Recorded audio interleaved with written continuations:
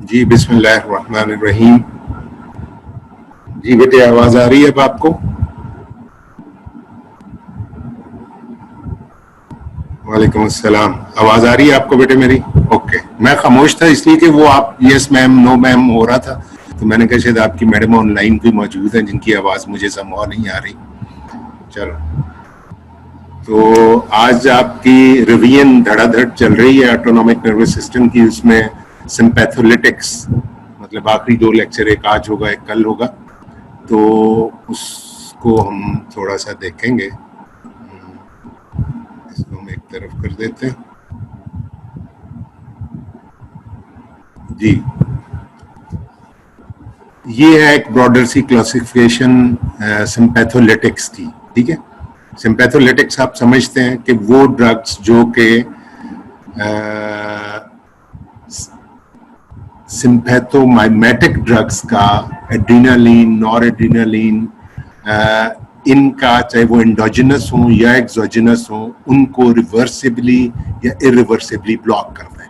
ठीक है, sympathetic system को जो ब्लॉक कर दें या रोक दें या उसकी एक्टिविटी को कम कर दें। ठीक है, उनको हम सिंपैथोलिटिक्स कहते हैं। ठीक है, ये इनके ड्रग्स के नाम हैं। कुछ अल्फा ब्लॉकर्स हैं, कुछ बीटा ब्लॉकर्स हैं। तो इससे पहले मैं थोड़ा सा आपकी अल्फा बीटा की उस को देख लूं जरा कि आप लोग कहाँ पे खड़े हैं उसमें। ठीक है, हम थोड़ा सा इसमें पीछे जाते हैं। जनरली ऑटोनॉमिक नर्वस सिस्टम को हम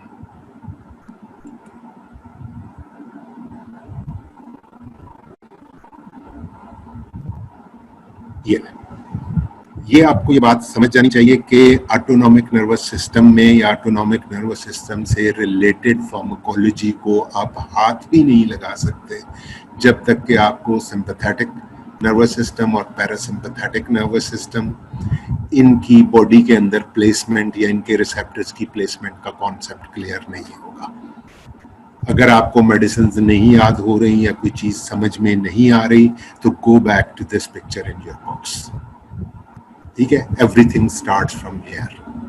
ठीक है, ये बहुत अच्छी डायग्राम है। इसमें रेड में उन्होंने सारा सिंपैथेटिक नर्वस सिस्टम दिखाया हुआ है और ब्लू में पैरासिम्पैथेटिक नर्वस सिस्टम के जो एक्शंस हैं वो दिखाए हुए हैं। और इस डायग्राम को यू शुड नो, मतलब आपको जैसे अपना नाम पता है और अपने घर वालों के अफराद के नाम पता है, इस तरह से आपको ये सब कुछ पता होना चाहिए। क्योंकि कीमोथेरेपी के बाद, कीमोथेरेपी जो एंटीबायोटिक्स हैं, उनके बाद सबसे ज़्यादा यूज़ होने वाली ड्रग्स ये हैं, जो कि आपको मतलब सीवीएस में भी, जीआईटी में भी, मेटाबॉलिज्म में भी, यूरोजेनिटल सिस्टम में भी, आई में भी, सिक्रीशंस को समझने के लिए भी, हर जगह पे आपको बार बार इनका जिक्र आएगा। ठीक है, तो ये आपको कल परसों डॉक्टर नवीद करवा चुके होंगे, क्योंकि सिंपैथेटिक का इंट्रोडक्शन और सिंपैथोमाइमेटिक ड्रग्स उन्होंने करवानी थी।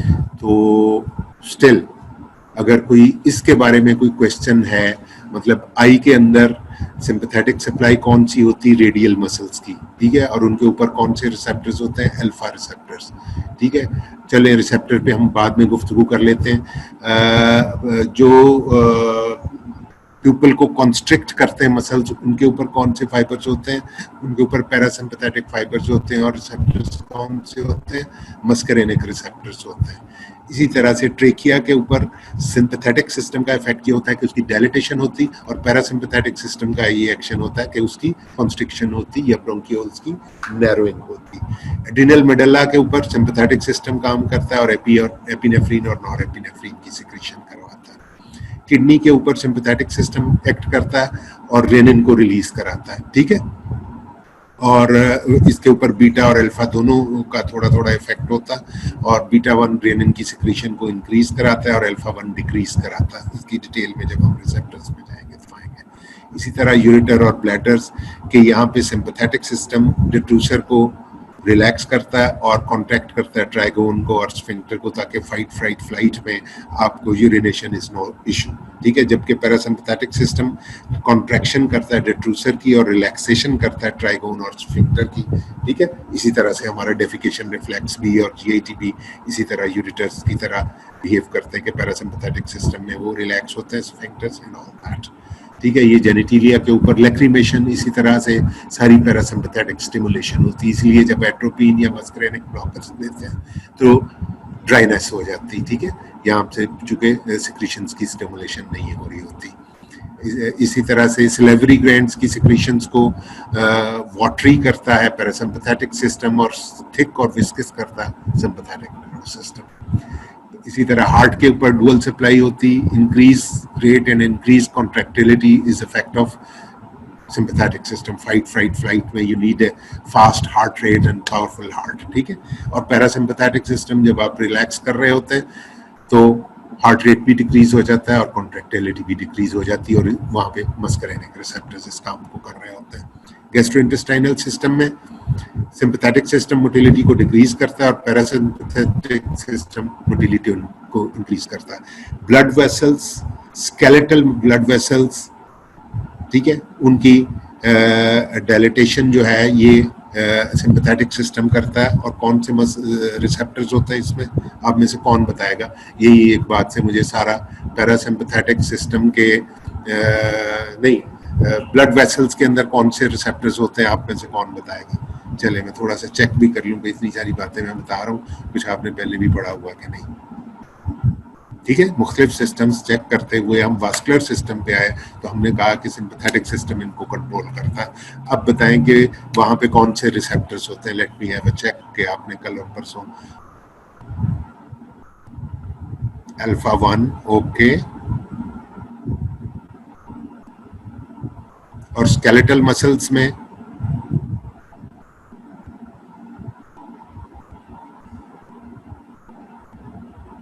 जरा सा फर्क होता है।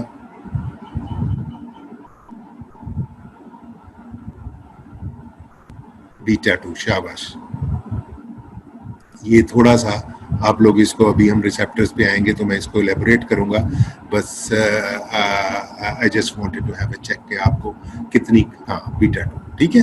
ये आपको, ये सारी बेटे ये कॉन्सेप्ट आपको समझ में आना बहुत जरूरी है ताकि आप आगे चल सकें, ठीक है। इसको मैं थोड़ा सा आपके चैट बॉक्स को छोटा कर लूँ क्योंकि इसमें मेरी स्क्रीन को। एक बात बताएं कि जब मेरे पूरे पेज के ऊपर मेरा चैट बॉक्स खुला हुआ होता है तो उस वक्त आपको चैट बॉक्स नजर आ रहा होता है या आपको पिछली स्लाइड नजर आ रही होती?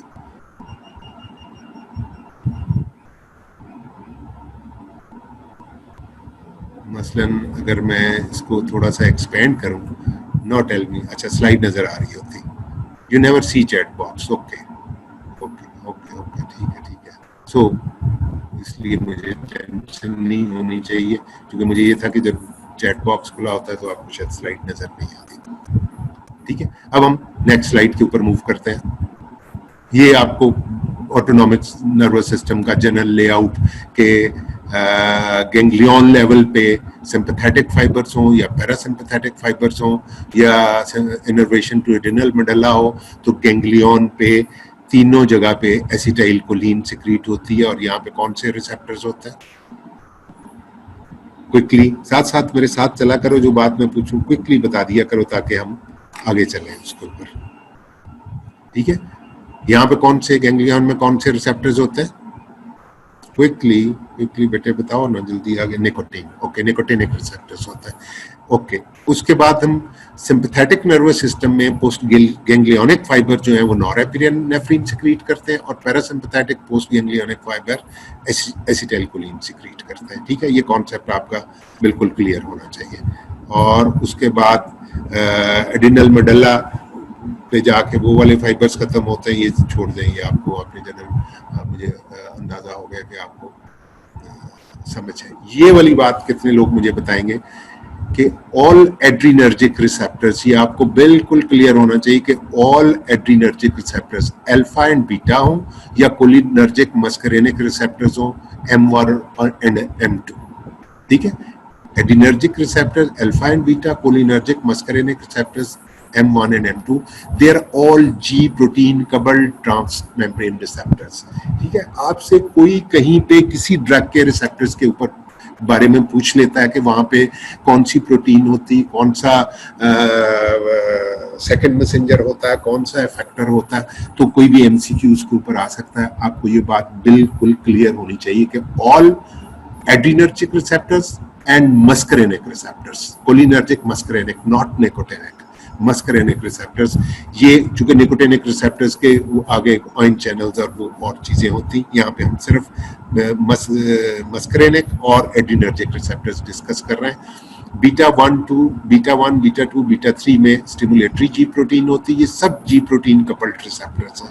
इन सारी रिसेप्टर्स के जो आगे ट्रांसडक्शन मैकेनिज्म्स हैं वो सारे जी प्रोटीन कपल्ड हैं। इसका इफेक्टर कौन? एडिनाइल साइक्लेज, ठीक है। और क्या करते हैं? सेकंड मैसेंजर क्या है? Cyclic AMP. अब साइक्लिक एएमपी की एक्टिवेशन से कहीं पे रिलैक्सेशन हो रही होती स्मूथ मसल की, कहीं पे कॉन्ट्रैक्शन हो रही होती, ठीक है। इसके ऊपर हम बाद में आते हैं। तो ये आपको समझना होगा कि क्यों किसी जगह पे, क्योंकि आगे जाके ये कन्फ्यूजन आती है ड्रग्स में कि कहीं पे साइक्लिक एएमपी की अमाउंट के बढ़ने से कॉन्ट्रैक्शन हो रही होती, कहीं पे रिलैक्सेशन हो रही होती, कहीं पे सिक्रीशन बढ़ रही होती, कहीं पे कम हो रही होती। तो वो मैं आपको भी इसके बाद वाली स्लाइड में बताता हूँ। अल्फा 1 और अल्फा 2 रिसेप्टर्स, यहाँ पे अल्फा 1 पे GQ प्रोटीन होती है, अल्फा 2 पे G इनहिबिटरी प्रोटीन होती है। Q इज फॉर स्टेटस को आप समझ लें, या Q को इसी तरह से याद रखें, इसका कोई पूरा नाम कहीं पे नहीं दिया हुआ। इससे फास्फोलाइपेज C होता है फैक्टर इसका, और इसका एडिनाइल साइक्लेज होता है। G इनहिबिटरी भी एडिनाइल साइक्लेज को, साइक्लिक एएमपी को कम करती है, G स्टिमुलेटरी साइक्लिक एएमपी को बढ़ा रही थी। तो ये साइक्लिक एएमपी का आगे मुख्तलिफ जगहों पे जो इफेक्ट है वो फर्क आता है, उसकी डिटेल में हम बाद में आते हैं, ठीक है। और अल्फा 1 जो होते हैं वहाँ पे फास्फोलाइपेज C होता है जो कि IP3 और DAG प्रोड्यूस करता है, और सेकंड मैसेंजर होते हैं, और वहाँ पे अल्टीमेटली कैल्शियम आयंस की अमाउंट बढ़ने से कॉन्ट्रैक्शन होती है। अल्फा 1 अभी आपने बताया कि हमारे सारे वास्कुलर स्ट्रक्चर में होते हैं, इनका आज काफी दफा जिक्र आएगा। तो इनका इफेक्टर इज फास्फोलाइपेज C, और इनका second messenger is IP3 and DAG, और IP3 और DAG के नतीजे में एंड पे कैल्शियम ज्यादा हो जाती है, और फिर कैल्शियम और उस कैल्शियम, ज्यादा कैल्शियम की प्रेजेंस की वजह से आप मुख्तसरन ये समझ लें कि वहां पे वेसल्स की कॉन्ट्रैक्शन हो जाती है, ठीक है, या स्मूथ मसल की कॉन्ट्रैक्शन हो जाती है। M1, M2, M3, M4 ये इनके ऊपर ये एडिनाइल साइक्लेज और फास्फोलाइपेज, ये वाली जो कॉन्सेप्ट है, अगर आप में से अच्छे स्टूडेंट्स इसको कैरी कर सकें तो इस स्लाइड का आप स्क्रीनशॉट ले सकते हैं। इसको आप अप्लाई करेंगे मुख्तलिफ चैप्टर्स के ऊपर।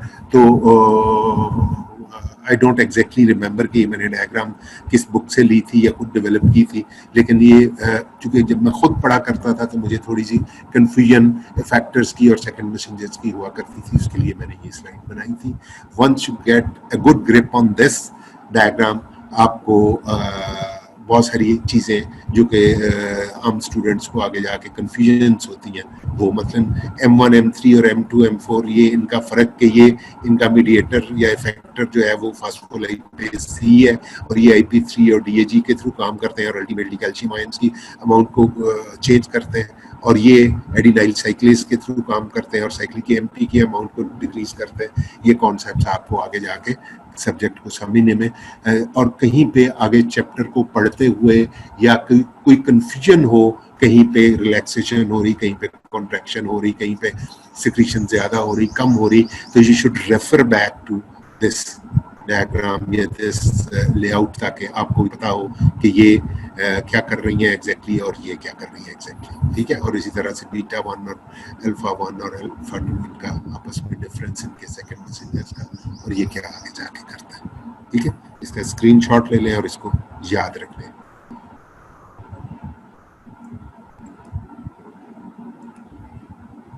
ये है अब रिसेप्टर्स की डिटेल और उनकी location. You are with me? असल में वो चैट बॉक्स बोल रहा, preganglionic is acetylcholine for both systems, nicotinic, अच्छा ये पीछे होगा, ठीक है। और यहां तक जो मैंने सेकंड मैसेंजर्स वाली बात की, you are okay with it? ठीक जा रहे हैं हम?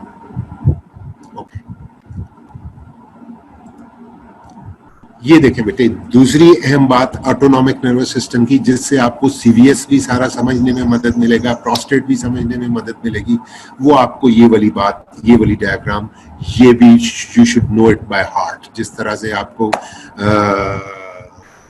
अर्थगुल के सारे करेक्टर्स के नाम याद है ना, इस तरह से आपको ये सारे रिसेप्टर्स के लोकेशन याद होनी चाहिए और इनके फंक्शंस याद होने चाहिए। अल्फा 1 कहाँ पे होते हैं? वेसल्स में होते हैं और वहां पे वेजो कंस्ट्रिक्शन कर रहे होते हैं, ठीक है। पेरिफेरल रेजिस्टेंस उससे इंक्रीज हो रही होती, ब्लड प्रेशर उससे इंक्रीज हो रहा होता, मिड्रियासिस हो रही है अल्फा 1 की कॉन्ट्रैक्शन से। जो रेडियल मसल्स हैं आई के, वो जब कॉन्ट्रैक्ट होते हैं तो हमारा प्यूपिल जो है वो फैल जाता है, डायलेट हो जाता है, बाहर को जो आउटवर्ड पुल होती है वो बढ़ जाती है, ठीक है। और यही फाइट, फ्लाइट और फ्लाइट, उसमें भी यही होता है, ठीक है, कि हमारे खौफ से या गुस्से में जब आप आते हैं तो आपके प्यूपिल्स डायलेट हो जाते हैं। उसकी वजह है कि अल्फा 1 का प्यूपिल के ऊपर इफेक्ट है। Increase closure of sphincter of bladder, तो ऐसी इमरजेंसी की सूरत में आपका sphincter needs to be tighter, ठीक है, तो ताकि आप फंक्शन कर सके और आप डिस्ट्रैक्ट ना हो और वगैरह। अल्फा 2 रिसेप्टर्स, ये इनहिबिटरी रिसेप्टर्स होते हैं, इनहिबिशन कॉज करते हैं, इनहिबिशन ऑफ नॉरएपिनेफ्रिन रिलीज। कहाँ पे होते हैं? ये प्री सिनेप्टिकली होते हैं। जहां कहीं से भी नॉरएपिनेफ्रिन रिलीज हो रही है, वो नॉरएपिनेफ्रिन अपनी रिलीज को कंट्रोल कैसे करती है? बाय एक्टिंग ऑफ, जो नेगेटिव फीडबैक होता है कैसे? Bye acting on pre synaptic alpha 2 receptors.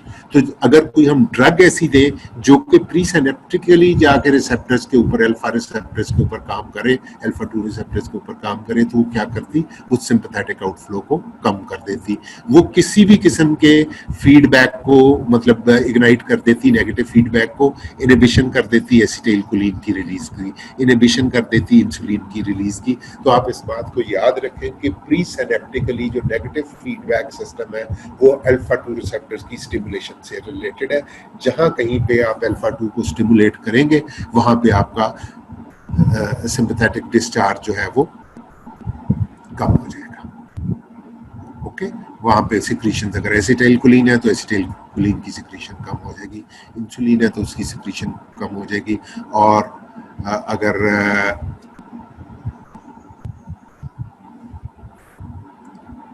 इस पे कोई ड्रग एक्ट करती है, आपको याद हो, अल्फा 2 रिसेप्टर्स के ऊपर एंटी हाइपरटेंसिव के तौर पे हम यूज करते हैं, कौन बताएगा? Agonist of alpha 2 receptors, agonist of alpha 2 receptors. चूंकि आप एगोनिस्ट पढ़ चुके हैं इसलिए मैं आपसे पूछता हूँ, एनी एगोनिस्ट? क्लोनिडीन। ओह, बहुत सारे क्लोनिडीन आ गए, गुड। डॉक्टर नवीद सही आपको याद करवा देते हैं drugs. I am very happy कि आपको अल्फा 2 का कॉन्सेप्ट, ठीक है, कि जो अगर हम अल्फा 2 एगोनिस्ट को ही देंगे तो वो ये क्या करेगा कि वो नॉरएपिनेफ्रिन की रिलीज को डिक्रीज करेगा और उससे हमारा ब्लड प्रेशर कम हो जाएगा। तो इसलिए एंटी हाइपरटेंसिव्स में हम क्लोनिडीन का, अच्छा क्लोनिडीन का ये चूंकि मेरा रिसर्च की ड्रग थी, इसके ऊपर मैंने अपने एमफिल में रिसर्च की थी। और एक्स्ट्रा मतलब सीवीएस इसके एप्लीकेशंस कौन बताएगा?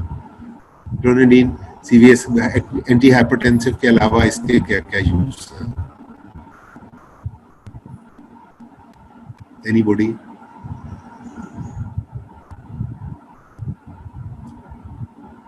सिबगा, फरियाल, सादिया, आयशा, ये क्या हो गया? क्या लिखा आपने? टेंशन डेफिसिट डिसऑर्डर, ओके शाबाश। और in diabetic diarrhoea, withdrawal symptoms reduce, very good. इसका मतलब आप लोग पढ़ाई चढ़ाई कर रहे हैं आजकल में, गुड, ग्रेट। बीटा 1 पे हम आते हैं, ठीक है। बीटा 1 रिसेप्टर्स कहाँ पे होते हैं? हार्ट में होते हैं। वहां पे ये क्या करते हैं? टेकिकार्डिया करते हैं। उसके अलावा ये लाइपोलाइसिस करते हैं, जहाँ कहीं एडिपोज टिश्यू होता है या बॉडी के अंदर लिपिड्स कलेक्टेड होते हैं, वहाँ पे उनकी ब्रेक डाउन करते हैं। मायोकार्डियल कॉन्ट्रैक्टिलिटी को भी बढ़ाते हैं, ऊपर रेट को बढ़ाया था, यहाँ कॉन्ट्रैक्टिलिटी को भी बढ़ा रहे हैं, इससे कार्डियक आउटपुट बढ़ती है। इंक्रीज रिलीज ऑफ रेनिन, ठीक है, रेनिन फिर एंजियोटेंसिन में कन्वर्ट होती है, वो लंबी कहानी। और बीटा 2 रिसेप्टर्स ये कहाँ पे होते हैं, ये वेजोडाइलेटेशन करते हैं, कहाँ पे होते हैं, स्केलेटल ब्लड वेसल्स में, ठीक है।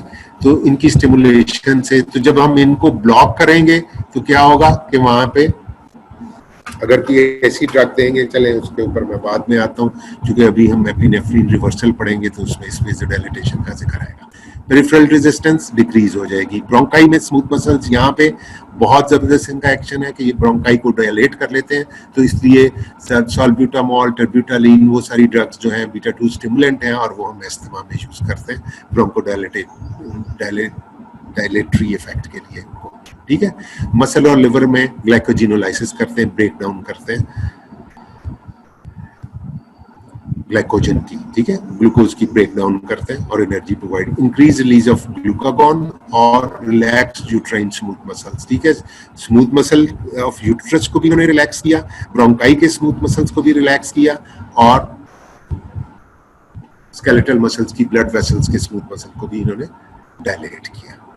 अच्छा, यहाँ पे ये आपको ब्रेक डाउन रिसेप्टर्स का आ गया, और यहाँ पे अल्फा रिसेप्टर्स की थोड़ा सा अल्फा 1 रिसेप्टर्स का फिर ब्रेकअप है कि अल्फा 1 रिसेप्टर्स जो है वो ब्लड वेसल्स में होते हैं। ये जो वेसोकंस्ट्रिक्टिव इफेक्ट है ये अल्फा 1 बी के जरिए आता है, अल्फा 1 बी, और जो प्रोस्टेट होता है उसके अंदर अल्फा 1 ए होते हैं। अगर वो ड्रग्स जो कि अल्फा 1 ए के ऊपर इफेक्ट करती हैं वो प्रोस्टेट में जाके उसके स्मूथ मसल्स को इफेक्ट करती हैं, और जो अल्फा 1 बी के ऊपर करती हैं वो ब्लड वेसल्स के ऊपर जाके इफेक्ट करती हैं, और दोनों जगह पे ये कॉन्ट्रैक्शन कर रही होती है। यहाँ पे अल्फा 1 बी के ऊपर इफेक्ट की वजह से ब्लड प्रेशर राइज करता है, ठीक है, और यहाँ पे अल्फा 1 ए के ऊपर इफेक्ट की वजह से प्रोस्टेट के मसल्स कॉन्स्ट्रिक्ट होते हैं। तो जब हम अल्फा ब्लॉकर्स देते हैं तो उसका अगर अल्फा 1 बी ब्लॉकर है स्पेसिफिक या इसके ऊपर उसका ज्यादा असर है तो वो ब्लड वेसल्स की को रिलैक्स कर देगा, वो इस वेसोकंस्ट्रिक्टर इफेक्ट को नलिफाई कर देगा। और अगर हम अल्फा 1 ए के ऊपर इफेक्ट करने वाली टेम्सिलोसिन वगैरह देते हैं ड्रग्स, तो वो जाके क्या करती कि वो प्रोस्टेट के स्मूथ मसल को रिलैक्स कर देती, वहां पे ये अल्फा 1 का इफेक्ट नलिफाई हो जाता है, ठीक है। तो ये हमें दोनों थेरेप्यूटिकली हमको इफेक्टिवली यूज करते हैं ड्रग्स को। अब ये ब्रॉडर क्लासिफिकेशन जहां से हमने लेक्चर शुरू किया वहां पे दोबारा आ गए कि एड्रीनो रिसेप्टर एंटागोनिस्ट में अल्फा ब्लॉकर्स की 2 मेन टाइप्स हैं, ठीक है। एक नॉन सिलेक्टिव अल्फा ब्लॉकर्स हैं और ये सिलेक्टिव अल्फा ब्लॉकर्स हैं, ठीक है। नॉन सिलेक्टिव में सबसे पहले इरिवर्सिबल जो कि अल्फा 1 अल्फा 2 दोनों को ब्लॉक करती है, ये फिनॉक्सीबेंजामिन है, ठीक है, जो अल्फा 1 को भी ब्लॉक करती है और अल्फा 2 को भी ब्लॉक करती और इरिवर्सिबली ब्लॉक करती। एक फेंटोलामीन है ड्रग जो कि अल्फा 1 अल्फा 2 दोनों को ब्लॉक करती, लेकिन ये रिवर्सेबल है, ठीक है, थोड़ी देर के लिए इसका इफेक्ट रहता।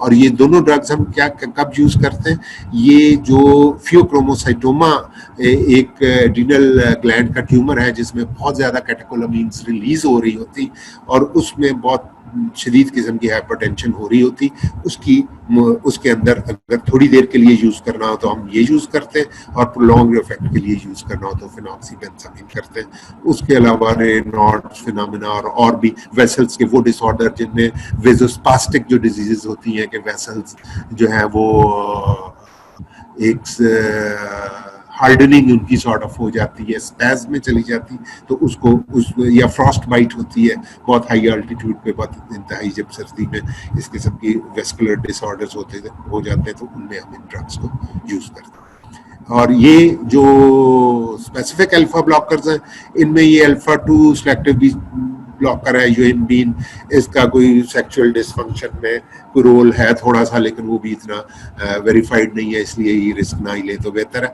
उसके लिए अल्फा 1 सिलेक्टिव ब्लॉकर जो है ये सबसे बड़ा हमारा और मोस्ट इफेक्टिव ग्रुप है जो कि हम एंटी हाइपरटेंसिव्स के तौर पे यूज करते हैं।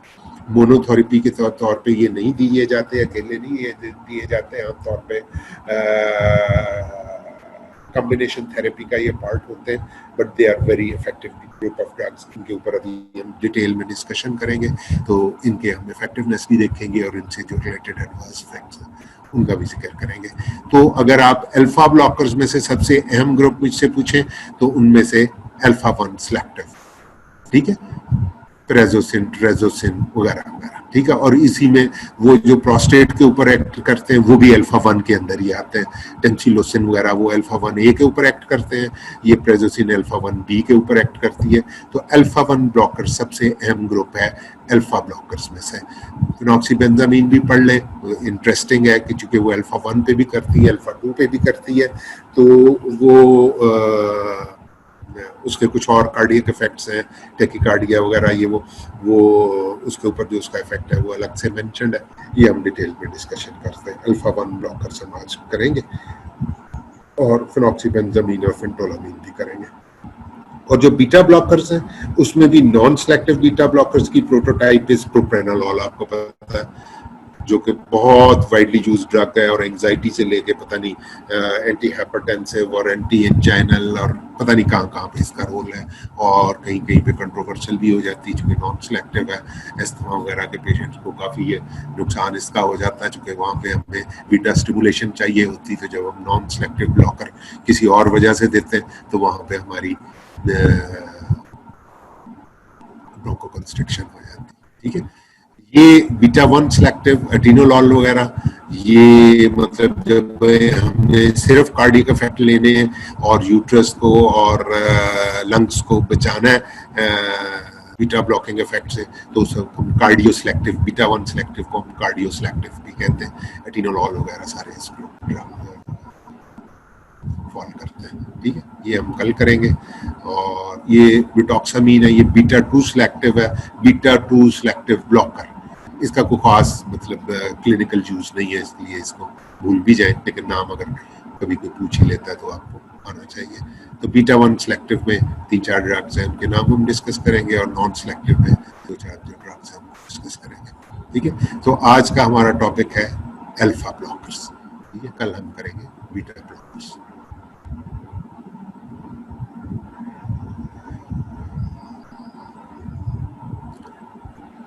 ये एक डायग्राम जो कि मैंने थोड़ी सी अमेंड की है, आपकी बुक्स में से ही किसी एक में उठाई थी मैंने, लेकिन उसको मैंने वो जो एक शुरू में डायग्राम जिसमें ट्रांसडक्शन का प्रोसेस और इफेक्टर्स के नाम और सेकंड मैसेंजर्स के नाम, वो सारा कुछ दिया हुआ था। और उस ड्रग को और इस रिसेप्टर्स वाली इस ड्रग को हमने जो फार्माकोलॉजिकल एक्शंस हैं जो अल्फा 1 के थ्रू, अल्फा 2 के थ्रू, बीटा 1 के थ्रू मैनिफेस्ट होते हैं, उनको फिर एक डायग्राम में इकट्ठा कर दिया। इसमें वो वाली डिस्कशन थोड़ी सी आ जाएगी कि क्यों कहीं पे साइक्लिक एएमपी की अमाउंट बढ़ने के बावजूद बीटा 2 ड्रग्स जो हैं वो साइक्लिक एएमपी की अमाउंट बढ़ाने के बावजूद यहाँ पे रिलैक्सेशन क्यों कॉज करते हैं बीटा स्टिमुलेंट्स। ठीक है, या वास्कुलर स्मूथ मसल में भी और यूट्राइन स्मूथ मसल में भी और एयरवे में भी, हमारे जो ब्रोंकाई हैं उनमें भी जी स्टिमुलेटरी प्रोटीन होती है, और बीटा 2 रिसेप्टर्स की स्टिमुलेशन से साइक्लिक एएमपी की अमाउंट बढ़ जाती है और वहाँ पे उसके नतीजे में रिलैक्सेशन हो जाती है। और जबकि दूसरी तरफ साइक्लिक एएमपी की अमाउंट बढ़ने के बावजूद यहाँ पे स्टिमुलेट्स, ये क्या लिखा हुआ,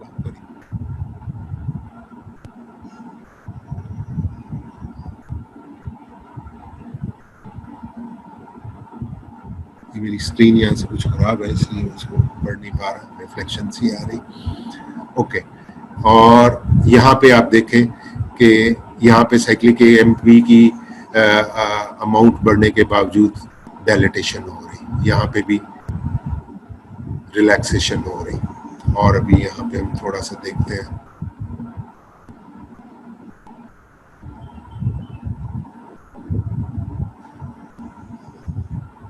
यहाँ पे अल्फा 1 जीक्यू प्रोटीन के थ्रू काम करते हैं, फास्फोलाइपेज सी को बढ़ाते हैं जिससे IP3 और DAG बनते हैं, जिससे कैल्शियम आयंस बढ़ते हैं। इन कैल्शियम आयंस के बढ़ने से क्या होता है कि वास्कुलर स्मूथ मसल्स जो आमतौर पे स्केलेटल मसल्स के अलावा जो वेसल्स हैं, ब्लड वेसल्स, उनके अंदर हमारे यहाँ कॉन्ट्रैक्शन हो रही होती है। ठीक है, पिपिलरी डायलेटरी मसल कॉन्ट्रैक्ट हो रहा होता है जिसकी वजह से मिड्रियासिस हो रही होती है। पाइलोर स्मूथ मसल्स कॉन्ट्रैक्ट हो रहे होते हैं जिसकी वजह से हेयर की इरेक्शन हो जाती है फाइट फ्लाइट में। ठीक है, ये इसी तरह से कॉन्ट्रैक्शन रेडर ट्राइगोन की और प्रोस्टेटिक स्मूथ मसल की कॉन्ट्रैक्शन कर रहे होते हैं अल्फा 1 रिसेप्टर्स। इसलिए जब हम इनको ब्लॉक करते हैं तो यहाँ पे प्रोस्टेट जो है वो रिलैक्स कर जाता है, और ऊपर से ये स्मूथ मसल्स जो है वेसल्स के other than the skeletal vessels, बाकी सारे स्मूथ मसल्स रिलैक्स हो जाते हैं। ये मेरे डायग्राम देखने में थोड़ी खौफनाक सी हैं, लेकिन अगर आप इसको ध्यान से देखें तो इसमें पूरे चैप्टर का जिस्ट दिया हुआ है, पूरे चैप्टर को उन्होंने डिस्क्राइब किया हुआ है कि अल्फा 1 कहाँ कहाँ पे होते हैं और कैल्शियम आयन के बढ़ने से यहाँ पे क्या क्या इफेक्ट आते हैं, कि ये सारे के सारे कॉन्ट्रैक्ट कर रहे होते हैं। किसी भी वजह से आप इस चीज को याद रखें कि कैल्शियम आयन्स की अगर अमाउंट बढ़ती है तो वहां पे कॉन्ट्रैक्शन होती, और अगर किसी वजह से पोटेशियम आयन्स की, अगर आपको पता हो डिपोलराइजेशन वाली वो सारी कहानी कि 3 sodium ions coming in and 2 potassium ions going out, ठीक है, तो जो सोडियम अंदर आ रहा है वो डिपोलराइजेशन कॉज कर रहा होता है, जो पोटेशियम बाहर जा रहा है वो रीपोलराइजेशन, स्लो पोटेशियम चैनल्स के थ्रू बाहर जा रहा होता है, तो हाइपरपोलराइजेशन कर रहा होता है। तो जहां जहां पे कैल्शियम अंदर आएगी इसी तरह से वहां पे कॉन्ट्रैक्शन होगी, और जहां जहां पे पोटेशियम बाहर जाएगी वहां पे रिलैक्सेशन होगी। यहाँ पे भी रिलैक्सेशन हो रही, यहाँ पे भी रिलैक्सेशन हो रही। तो जो बात मैं आपको बताना चाह रहा था, इस डायग्राम को मैंने इसलिए आपके लेक्चर का हिस्सा बनाया कि अगर आपको कोई कंफ्यूजन हो कि कहीं पे जी स्टिमुलेशन से रिलैक्सेशन क्यों हो रही, यहाँ पे मसल्स की रिलैक्सेशन हो रही है और यहाँ पे मसल्स की कॉन्ट्रैक्शन हो रही है, तो आपको ये समझ में आना चाहिए कि जहाँ कहीं पे कैल्शियम की अमाउंट बढ़ती है वहाँ पे कॉन्ट्रैक्शन होती है, और जहाँ कहीं पे पोटेशियम की अमाउंट बढ़ती है वहाँ पे रिलैक्सेशन होती है, ठीक है। जहां पे कैल्शियम की अमाउंट बढ़ेगी वहां पे कॉन्ट्रैक्शन होती है, और जहां पे पोटेशियम की अमाउंट बढ़ रही है वहां पे कैल्शियम के चैनल्स खुल रहे हैं, वहां पे कॉन्ट्रैक्शन होगी, जहां पे पोटेशियम के चैनल्स खुल रहे हैं वहां पे रिलैक्सेशन होगी, इसलिए कि पोटेशियम बाहर को जा रही है और कैल्शियम अंदर को आ रही है। बस ये जनरल सा एक फार्मूला एक मैंने बनाया आपकी समझ के लिए, उसको सिंप्लीफाई करके, इफ यू गेट इट तो आगे चले हम।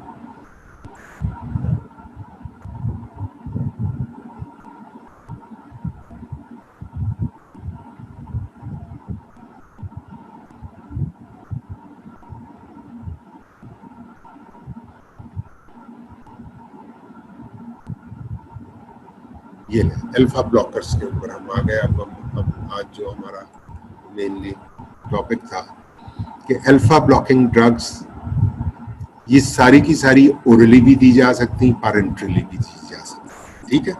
नॉन सिलेक्टिव अल्फा ब्लॉकर्स आपको बताया, नाम इनके याद कर लें। लॉन्ग एक्टिंग जो है या इरिवर्सिबल जो है दैट इज फेनॉक्सीबेंजामीन, ठीक है। स्लाइटली अल्फा सिलेक्टिविटी इसमें होती है और इसके ड्यूरेशन ऑफ एक्शन 48 आवर्स होता है, ठीक है। ये रिवर्सिबली चूंकि वहां पे बाइंड कर जाती हैं और कैटेकोलामीन्स को अल्फा रिसेप्टर्स के ऊपर एक्ट नहीं करने देती, इसलिए ये 48 आवर्स तक। और मैंने आपको बताया कि फियोक्रोमोसाइटोमा में जब हमें long term control of blood pressure चाहिए होता तो हम वहां पे फेनॉक्सीबेंजामीन यूज करते हैं। और रिवर्सिबल जो नॉन सिलेक्टिव अल्फा ब्लॉकर है इसकी half life is 2 to 4 hours, ठीक है, फेंटोलामीन।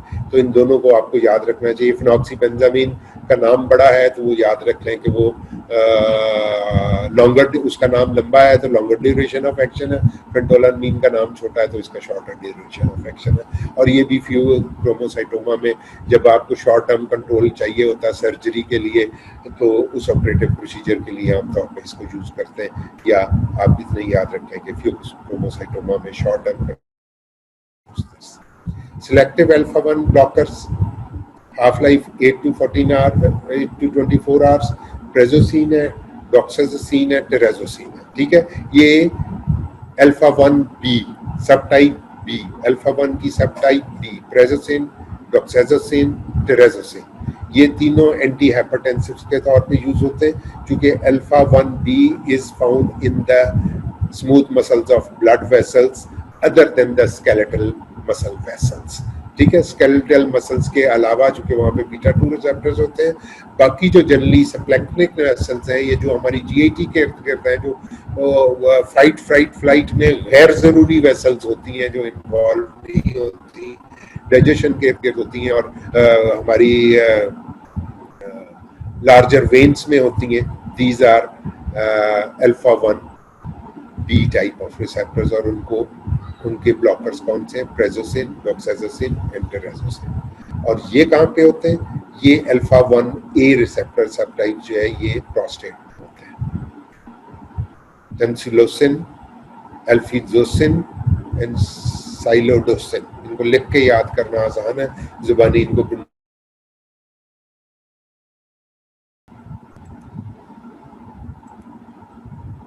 Is everything okay? क्योंकि ये कुछ थोड़ा सा लिंक लूज हो गया था. आवाज आ रही है? ओके, ठीक है. तो हम वापस अपनी डिस्कशन पे. प्रोस्टेट कुछ ज्यादा मैंने बता दिया. इनफैक्ट थर्ड ईयर में इतने ड्राई से सब्जेक्ट्स हैं कि if you get to know a little bit about the diseases तो आपको उसमें इंटरेस्ट पैदा हो जाता है एंड यू वांट टू. और हम सबके घरों में एल्डर्स हैं और उनको ऑफ एंड ऑन इस किस्म के मसाइल भी हो रहे होते हैं. तो जब आप डिजीज को समझ लेते हैं तो आपका थोड़ा सा इंटरेस्ट पैदा हो जाता है और फिर जाके आप उनकी मेडिसिन और प्रिस्क्रिप्शंस भी चेक करते हैं कि हाँ हम अब्बा जी को या दादाजी को लेके गए थे डॉक्टर के पास तो उसने क्या बताया. एंड व्हेन यू फाइंड कि जी उसके उनके बेड साइड के ऊपर टेम्सुलोसिन पड़ी है तो यू गेट फीलिंग कि हाँ भाई मैं मतलब ठीक है, डॉक्टर ने उन्हें ठीक डायग्नोज किया और मैं खुद भी थोड़ा सा डॉक्टर बन गया. ठीक है, that is how you get into this. चूंकि पैशन अगर नहीं होगा आपकी लर्निंग के बीच में, आपकी डॉक्टरी के बीच में, लव फॉर द पेशेंट्स नहीं होगी और डेडिकेशन नहीं होगी और आप हर पेशेंट के मसले को अपना मसला नहीं समझेंगे, ना आपको इस दुनिया में इसका कोई अजर मिलेगा ना अगली दुनिया में मिलेगा और ना आपका पेशेंट ठीक होगा. आपको पेशेंट के साथ उसकी बीमारी को समझने के लिए, उसके दुख को समझने के लिए उसके जूतों में खड़ा होना पड़ेगा. और the more carefully, the more compassionately you listen to the patient, better a doctor you would be. ठीक है, तो ये हो गया. अल्फा 2 ब्लॉकर जो हिमनीन, ब्रोवेलसीन वगैरह इनको छोड़ दें, इनका कोई खास यूज नहीं. वही मैंने बताया सेक्सुअल डिसफंक्शन में इनका थोड़ा सा रोल है और वो भी कोई ऐसा वेरीफाइड नहीं है, इसलिए इसको आप अल्फा 1 ब्लॉकर्स और उसमें भी ये फेंटोलामीन, फेनॉक्सीबेंजामीन और ये एंटी हाइपरटेंसिव्स का ग्रुप, ब्रेजोसिन, डॉक्साजोसिन, टेराजोसिन और ये बिनाइन प्रोस्टेटिक हाइपरट्रॉफी वाला ग्रुप, इनको आपने याद करना. ठीक है, अब हम इनको एक एक करके. Actions of non selective beta blockers की स्लाइड बीच में से रह तो नहीं. Okay, non selective beta blockers क्या करते हैं? Blockade of alpha mediated actions जहां जहां होंगे. चूंकि ये नॉन सेलेक्टिव अल्फा ब्लॉकर, ये फेनॉक्सीबेंजामीन और फेंटोलामीन की बात हो रही है. Blockade of alpha mediated action जहां जहां पे होंगे. पहला इफेक्ट उनका सीवीएस के ऊपर के रिडक्शन ऑफ वास्कुलर टोन.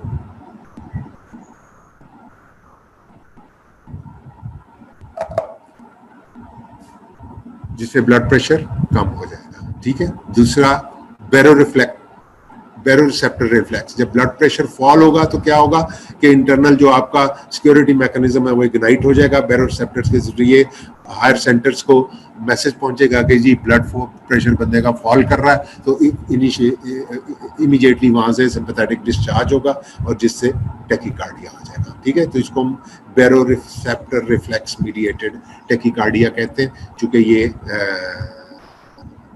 यही मैकेनिज्म है कि ब्लड प्रेशर आपका फॉल हुआ, जैसे ही फॉल हुआ तो जो आपके बैरोरिसेप्टर्स आपके एओर्टिड आर्च में और इधर उधर पड़े होते हैं वो हायर सेंटर्स को इमीडिएटली मैसेज भेजते हैं और वहां से सिंपैथेटिक डिस्चार्ज होता है.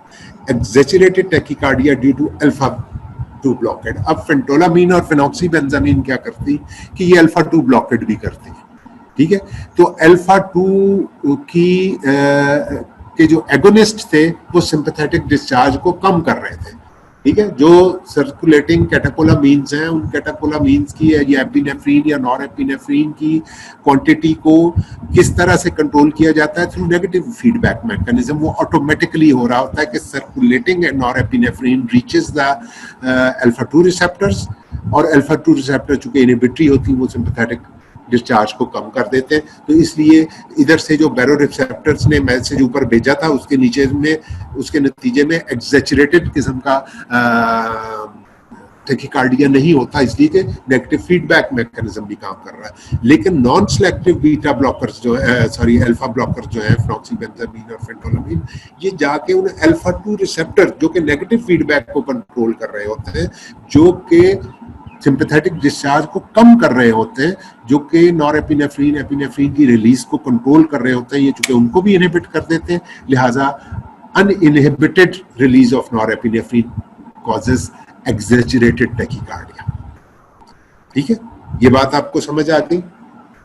ये नॉन सिलेक्टिव और सिलेक्टिव, और इसलिए हम हाइपरटेंशन में आमतौर पे सिलेक्टिव अल्फा 1 ब्लॉकर यूज करते हैं। नॉन सिलेक्टिव वाली ये बात, एक्सैचुरेटेड टैकीकार्डिया वाली सबको समझ आ गई? अगर कोई इशू है तो बताएं।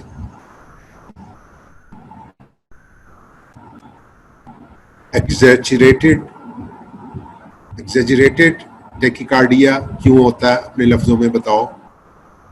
Why there is exaggerated tachycardia with non-selective alpha blockers? Narrate it, please. Anyone?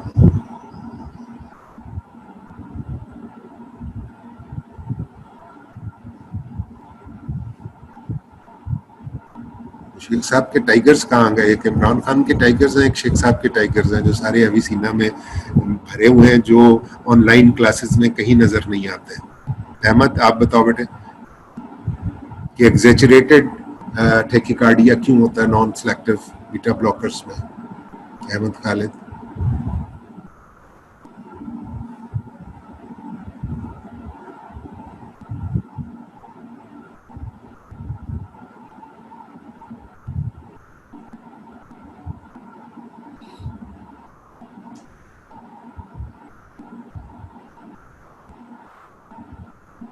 Are you with me? Anyone? नहीं आ रहा तो बता दो बेटे, टाइम हमारे पास कम है। मैंने आपको अभी एक बात बताई, I want to listen to that, कि आप लोगों को समझ आ गई कि why there is exaggerated tachycardia in non-selective alpha blockers. Repeat कर दें sir. Okay sir, audio disruption थी, नहीं आता सर, क्या बात बेटे, अभी तो मैंने बताया।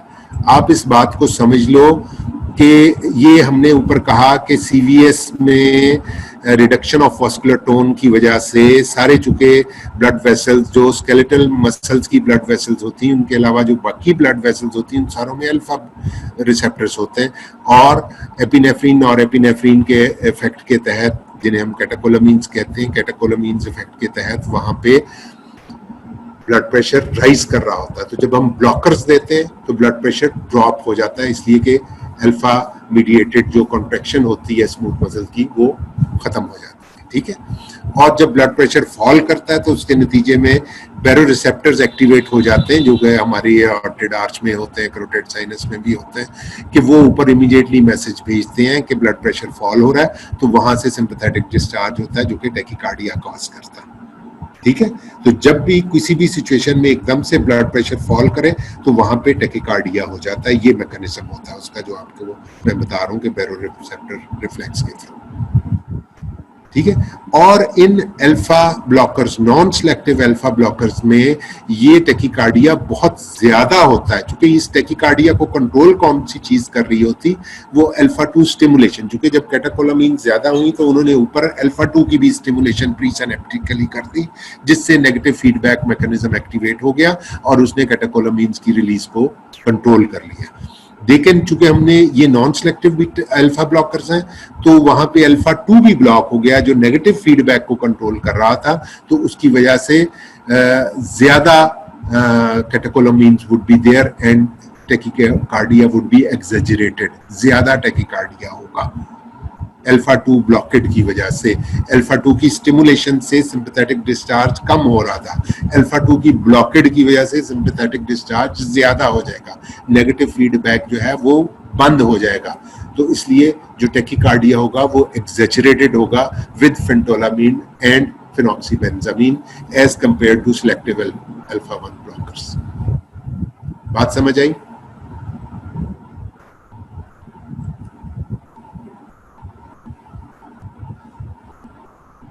बताओ।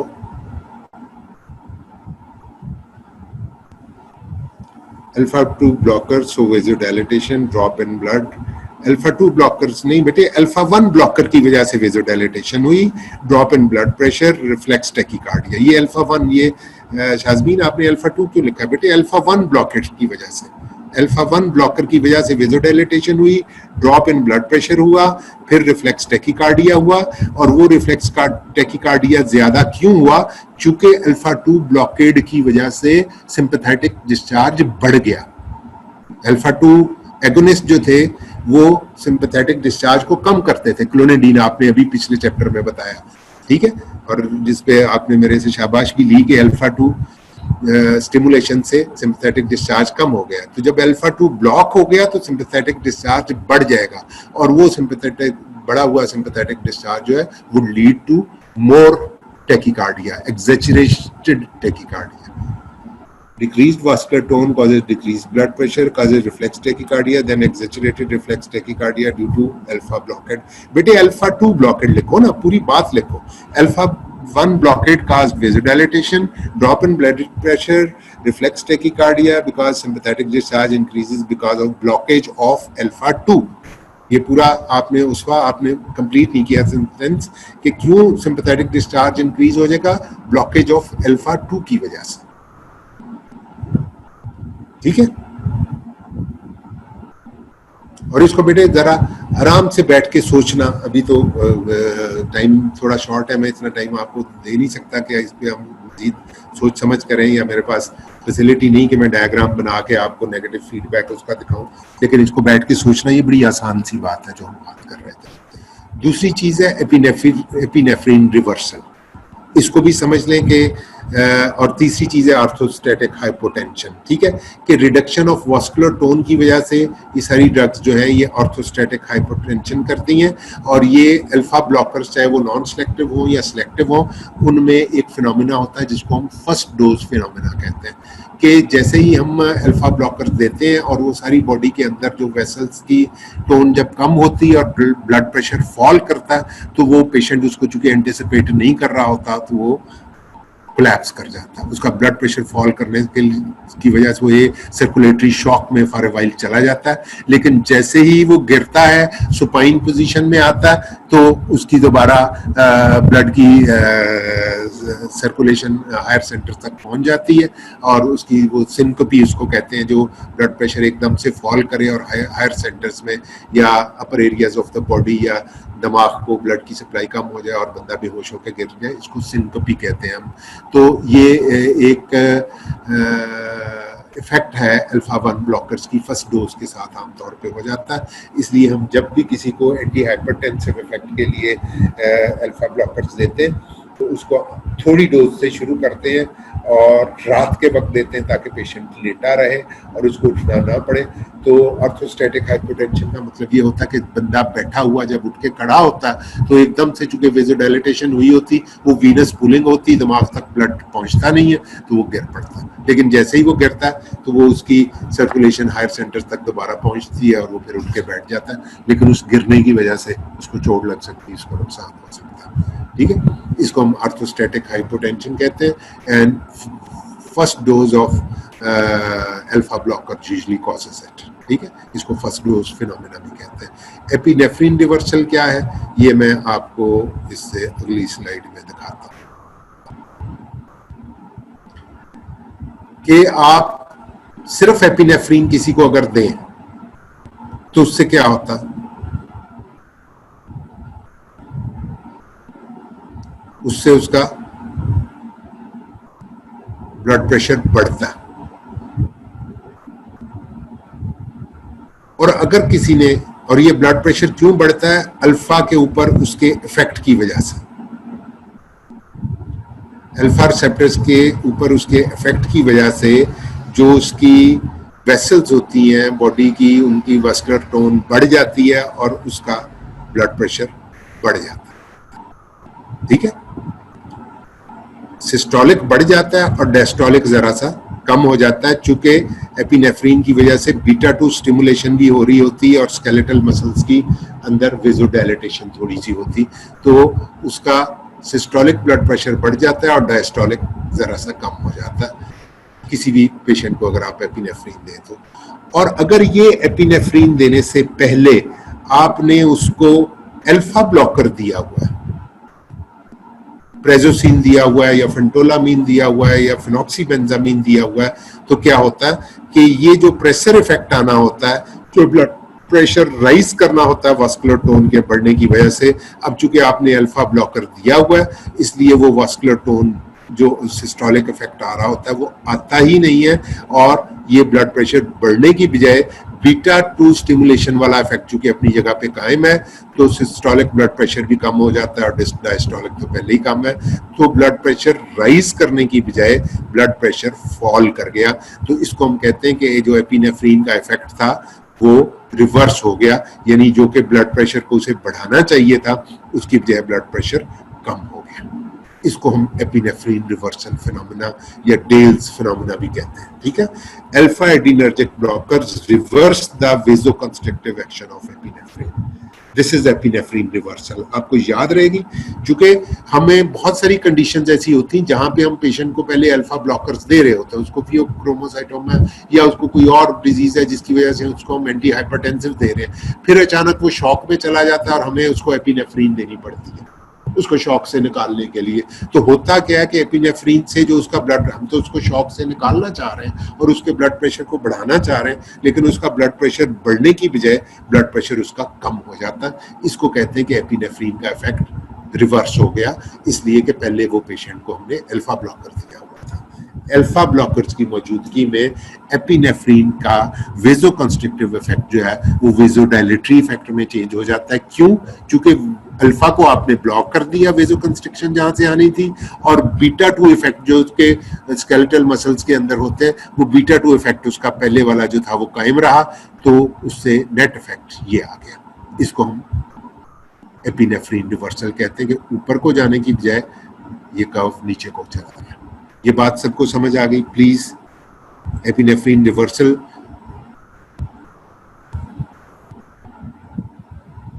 एपिनेफ्रीन रिवर्सल का आप बताओ, इसी डिस्कशन को छोड़ो। एपिनेफ्रीन रिवर्सल जल्दी से मुझे बताओ कि समझ आ गई सबको या नहीं। और अगर किसी ने एग्जाम में ना बताई, और ये पुराने एग्जामिनर्स का खास तौर पे, और ये कोई पुराना क्वेश्चन नहीं, ये एक अपडेटेड क्वेश्चन है ये तो क्वेश्चन अगर, और सारी की सारी कहानी आपका अल्फा का कॉन्सेप्ट भी क्लियर हो जाता है, बीटा का भी टीचर को पता चल जाता है कि इसको बीटा की समझ है कि बीटा 2 कहाँ पे होते हैं और वेसोडाइलेटेशन करते हैं, और अल्फा 1 कहाँ पे होते हैं और वेसोकंस्ट्रिक्शन करते हैं, और एपिनेफ्रीन से क्यों रिवर्सल हो जाता है और नॉर एपिनेफ्रीन से रिवर्सल नहीं होता।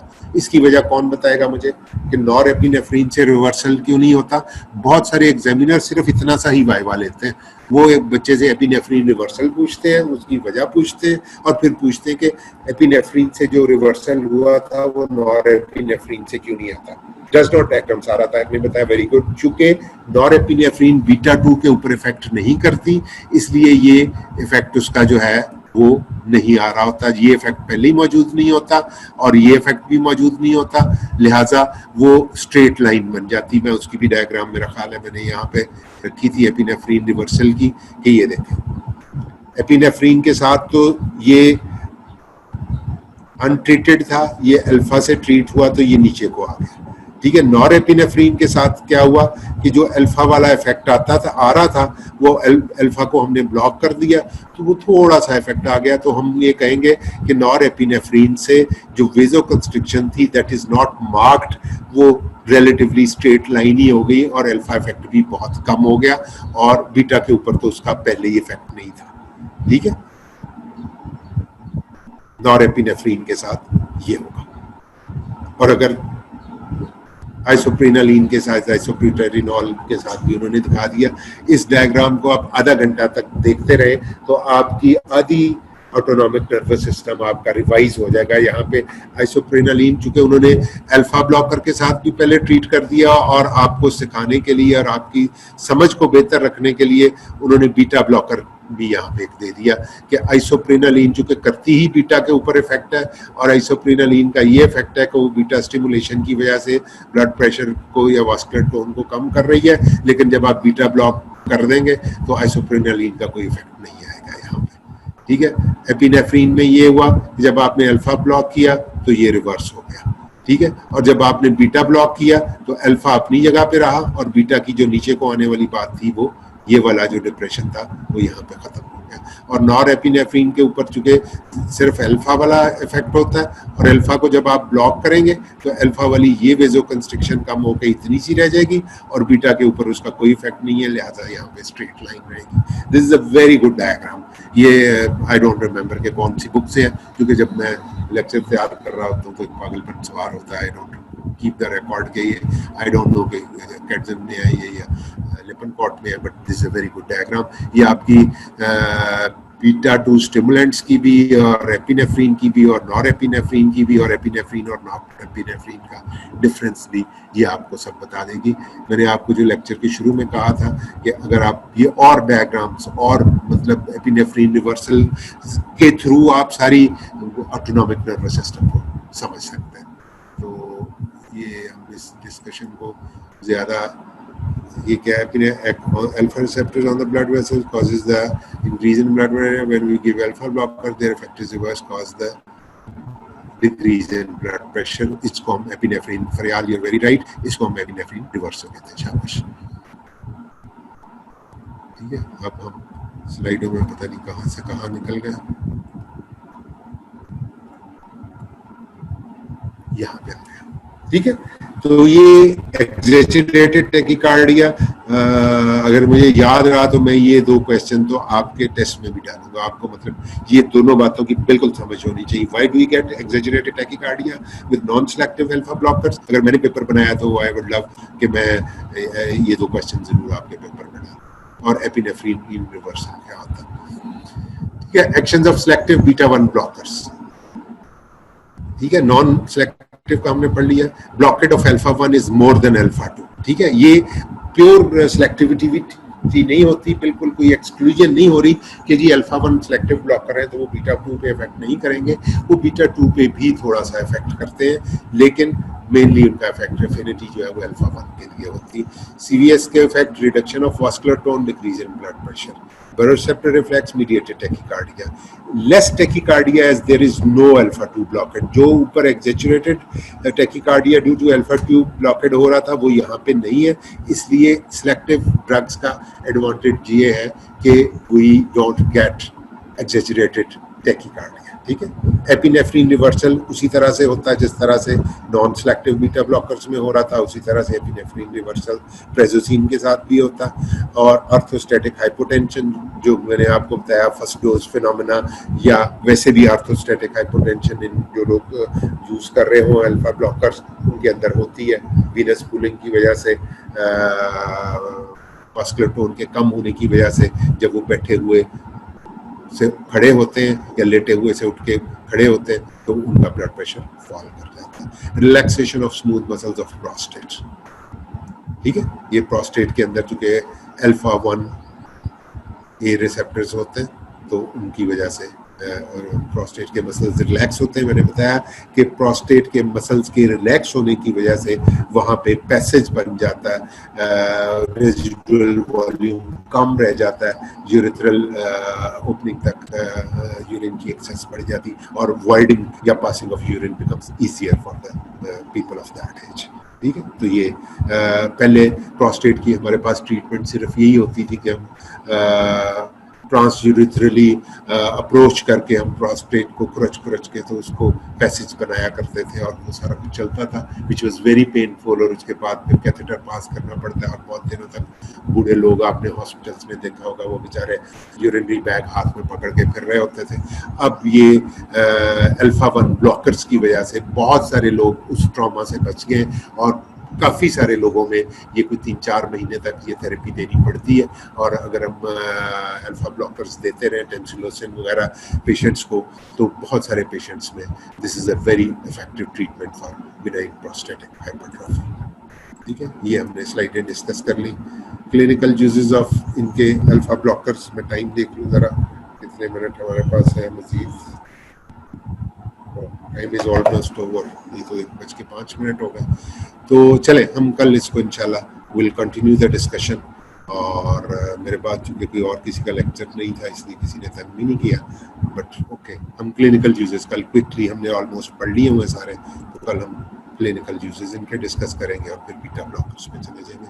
कल हम ये जनरल ऑटोनॉमिक वाली सारी डिस्कशन नहीं करेंगे। ठीक है, तो क्वेश्चन है तो कल तक के लिए उसको कैरी कर लें, कल हम इंशाल्लाह यही से शुरू करेंगे।